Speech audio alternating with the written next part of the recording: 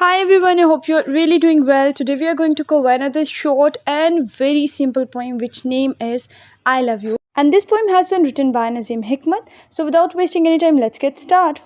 This poem started with I love you. I love you like dipping bread into salt and eating like waking up at night with a high fever and drinking water with the tap in my mouth. Like unwrapping the heavy box from the postman with no clue. What is the fluttering, happy, doubtful? I love you. I love you like flying over the seas in a plane for the first time, like something moves inside me when it gets dark softly in Istanbul.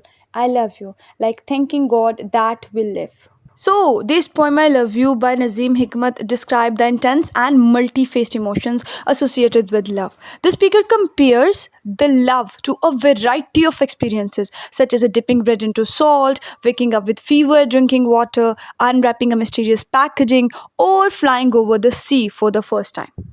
समझ आई? ठीक है, simple words में समझाती हूँ।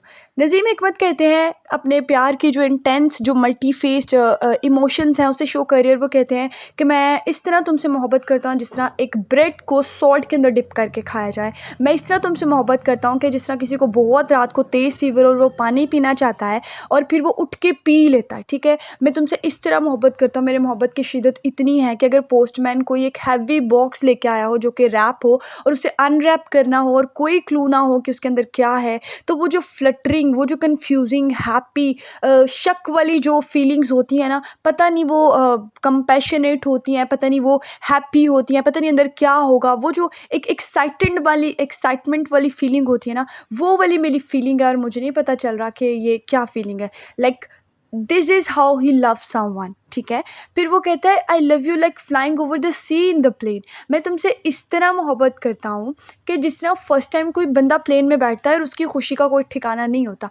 अगर आप लोगों ने कभी ट्रैवल किया है प्लेन में, मैंने किया है, तो मैं आप लोगों को बताती हूँ कि फर्स्ट टाइम जब मैं बैठी थी that I was very excited and afraid too, ठीक है? एक दिल में अजीबो गरीब सी एक कैफियत होती है and I really don't know that what to call to that feeling, उसको क्या कहते हैं। एट द सेम टाइम हम लोगों की दोनों फीलिंग्स होती हैं, डर भी लग रहा होता है और खुशी भी होती है, ठीक है? वो जो कहते हैं ना कि तितलियां दिल में उड़ती हैं, सेम सेम इसी तरह की फीलिंग होती है, ठीक है? तो वो अपने प्यार की जो एनजाइटी है, जो कैफियत है, जो कम्प्लेक्सिटी वो फेस कर रहा है, वो उसको बता रहे हैं, ठीक है? और वो कह रहे हैं कि इस तरह ही है जैसे कि कोई फर्स्ट टाइम ओवर द सी समुंदर के ऊपर से उड़ के जा रहा है, फर्स्ट टाइम प्लेन में बैठ रहा है, मेरे मैं तुमसे कुछ ऐसी मोहब्बत करता हूँ, like something moves inside me, और कुछ है जो मेरे अंदर जो है वो मूव हो रहा है। When it gets dark softly in Istanbul, और इस्तांबुल में जिस तरह हल्की हल्की शाम होती है वो बहुत प्यारा मंजर होता है।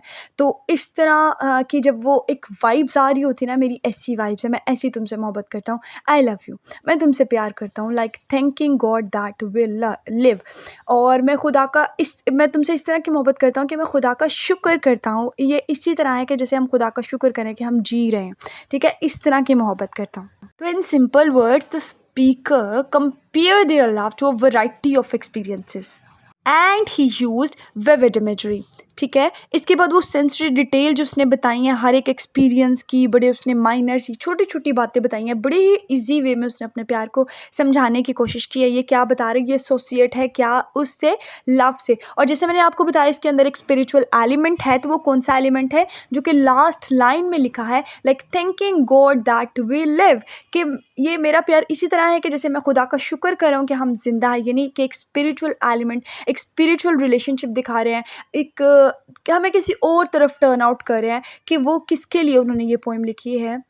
So he uses sensory details of the experience the speaker described make the emotions and they associate with the love feel more tangible and more real। और आप लोगों को भी ये पढ़ के समझ आ रही होगी। फॉर एग्जांपल अगर आप कोई बच्चा भी पढ़ता है इस पोइम को तो उसे समझ आ जाती है कि वो क्या बात कर रहा है, कि मैं तुम्हें किस तरह की मोहब्बत करता हूँ। बड़ी उसने सिंपल सिंपल से वर्ड्स यूज़ किए हैं, विविड इमेजरी उसने बहुत ही सिंपल यूज़ की गई है। और रियल लाइफ के जो सारे इंसिडेंट्स हैं ना, जैसे एक छोटा बच्चा अपने इमोशंस को बता रहा है, बिल्कुल उसने वैसी ही इमेजरी यहाँ पे यूज़ किया, ठीक है? तो यही आज की पोइम थी, इतनी सी बात थी।